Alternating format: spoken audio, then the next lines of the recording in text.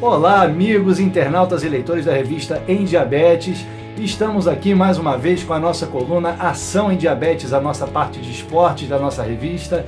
E dessa vez trazendo um entrevistado super bacana, é o surfista americano Scott Dunton, que já está esperando aqui para falar com a gente sobre a sua carreira, sobre o seu diagnóstico de diabetes, como foi lidar com o diabetes sendo um surfista profissional, e que depois ele teve uma transformação, vamos dizer assim, na carreira muito bacana, e hoje trabalha fazendo bem, levando a sua mensagem a várias pessoas sobre a sua experiência com o diabetes.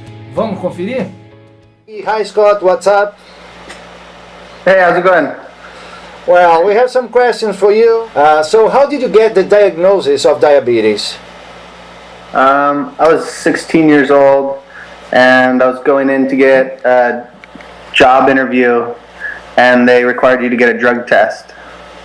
And the drug test showed a lot of ketones in my urine drug screen, and my blood sugar was like 700, I think. High, yeah? And how did it affect your lifestyle surfing?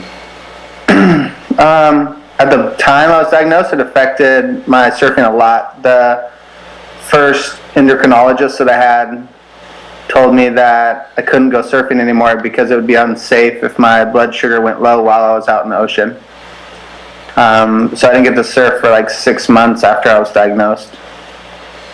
So it was very, very sad news to know that you couldn't surfing anymore, but what happened? I changed endocrinologist to a physician down at Children's Hospital Los Angeles. His name was Dr. Kevin Kaiserman, and really just changed everything for me. Told me that he wanted me to go surfing that day when I left his office, wanted me to start surfing and going to the beach again and doing everything that I did before I was diagnosed with diabetes, and kind of gave my mom the confidence that it took to allow me to go out and go surfing and go out in the ocean, and really changed everything for me. Yeah, and how did you manage your surfing career and live your life with diabetes? It's a kind of difficult. The only real... What was that? It's a kind of difficult, isn't it? Yeah, the only real thing I ever gave me hassles was going through customs. Then going through customs with a whole bunch of insulin and syringes and needles and everything. All my friends used to leave me in the airport before we had to go through customs so that they wouldn't be stuck in customs with me because it took forever to get through. But that was pretty much the only thing I had. A lot of times going to different countries, the food makes it a little bit more difficult to count carbs, and even normal things that you consume on a daily basis, it's different carbs in it in other countries, so it's a little bit of guesswork, but it all worked out. It's probably affected my eating habits in a positive way. When I was 16, I was eating junk food all the time and kind of not really caring that much, and then got diagnosed, and it's changed my eating. I still eat things that I want to, just in better moderation, and watch it a little bit better. I think you still have to treat yourself sometimes though. Yeah. And have you ever had any hypoglycemia during a surfing session, and how was it? Not really. My mom used to make me go surfing with a candy bar inside my wetsuit or inside my trunks, just in case. And for the first year after I started surfing again, post-diagnosis, my mom used to stand on the beach and wave a towel for me to come in like every half hour, and we'd check my blood sugar, and then I'd paddle back out and get some more waves, and then I'd like look to the beach, or someone would tell me like, Scott, your mom's on the beach waving that towel again. And I'd go in and test my blood sugar and come back out, and it turned into like, it was kind of annoying, but at the same time it was like, looking back on it, I know it was just her way of caring for me. Okay. And does diabetes limit your life to do something or not? No, I think the only thing that can limit your life is being a commercial airline pilot, and that's not really anything I want to do, so I think I'm good there.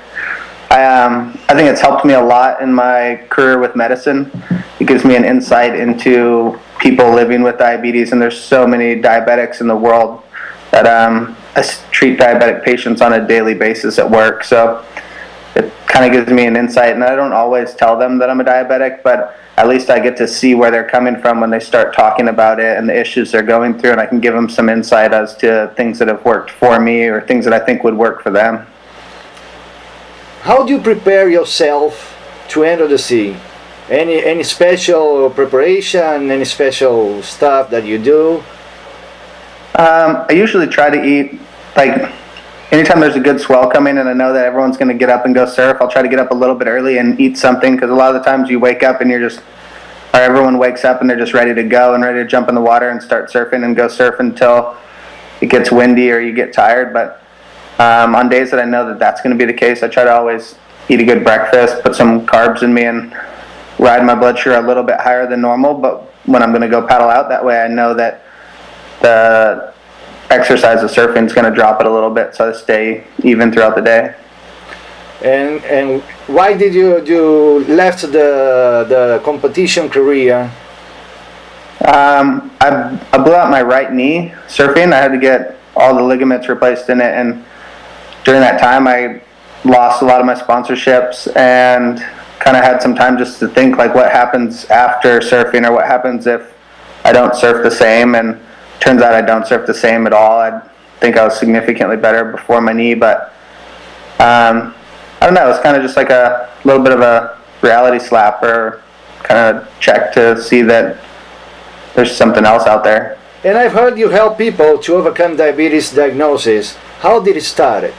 I think my endocrinologist introduced me to some people at Medtronic maybe when I was 18, and I was on the world tour, and I got to work for them as a spokesperson. And they used to, every time I'd go to a surf competition, they would set up a group, like a camp of kids to go talk with at the same time that I was there, all over the world. I mean, I did some at Fernando de Noronha, I did one, Florianopolis, Recife, like places like that in Brazil. Had an amazing time, but all over the world I got to go and travel and talk to camps for kids, and all over the US, and it kind of just made an influence on me. I think that by going and talking to younger kids and trying to influence them to see a positive light in diabetes, it reinforces it in myself, and it motivates me to take better care of myself, because you're out there talking to kids about taking care of themselves, and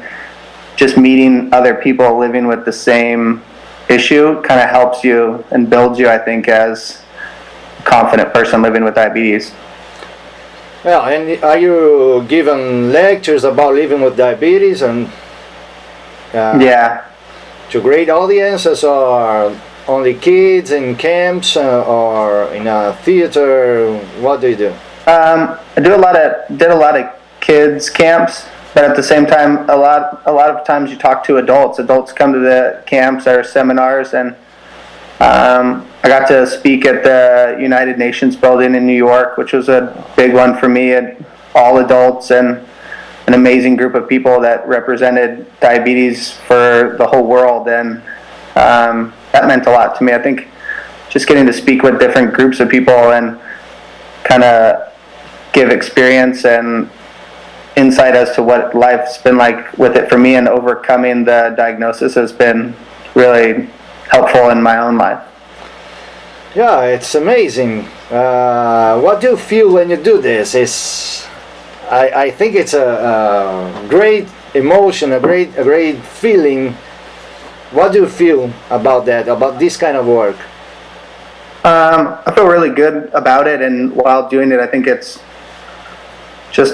rewarding all in itself. You know, sometimes you speak to a group of people and you're not sure how it went, and then afterwards, like, a parent will come up to you, or a kid, and they'll have, like, show emotion and be crying and be like, my doctor did the same thing, and I've been struggling to get in there and do any sport. And it's just like, I remember what it was like sitting in that hospital bed when I was diagnosed, and it's cool to be there for somebody in that same situation and help get them out of that spot.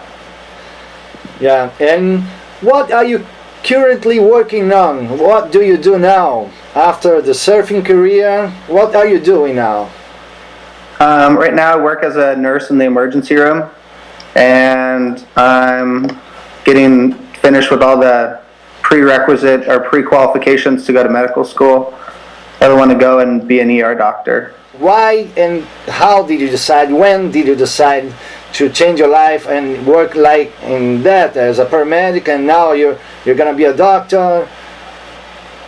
I think that just by going to camps and talking with kids, it kind of motivated me in that whole healthcare and helping others thought of life.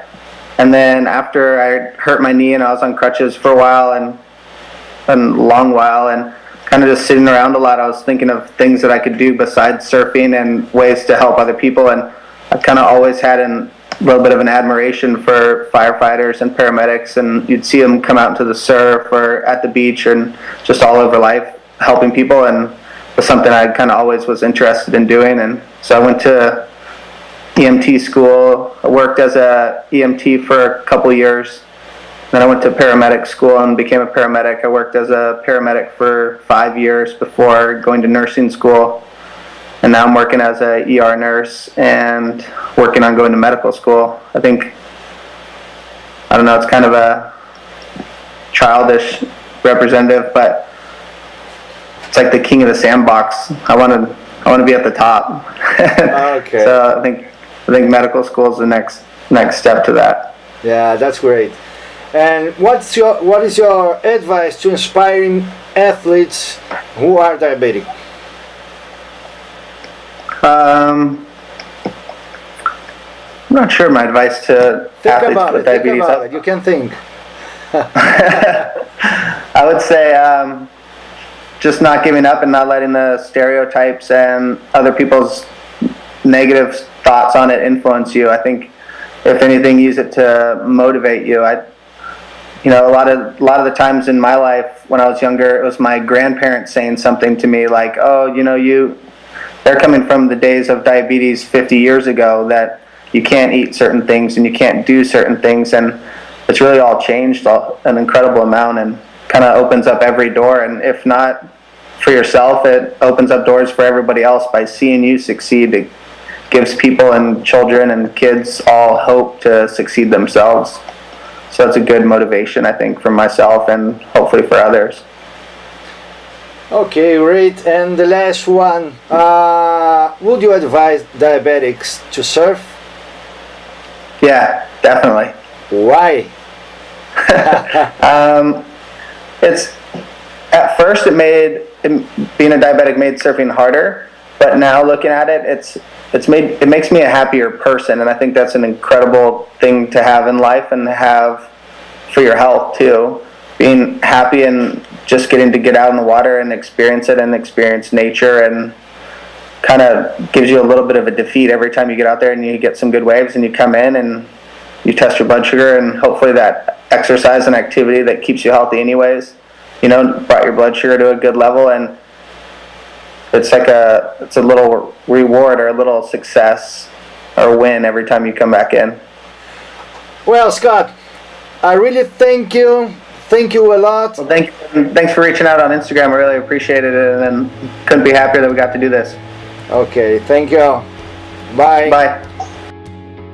Então é isso, pessoal. Espero que vocês tenham gostado aí desse personagem, essa figura super legal que é o Scott Dunton, super simpático, muito solícito aqui quando a gente entrou em contato com ele para falar sobre o nosso interesse em fazer essa entrevista com ele, e com certeza nós conseguimos aí um amigo aí nessa luta com diabetes, e eu espero que vocês acompanhem aí todas as outras matérias. A revista está super interessante, esse nosso segundo número, e gente, a gente trabalha aqui pensando sempre em vocês, né, de quem tem diabetes, para quem tem diabetes, e quer dizer, sempre trazendo uma mensagem bacana para todos vocês.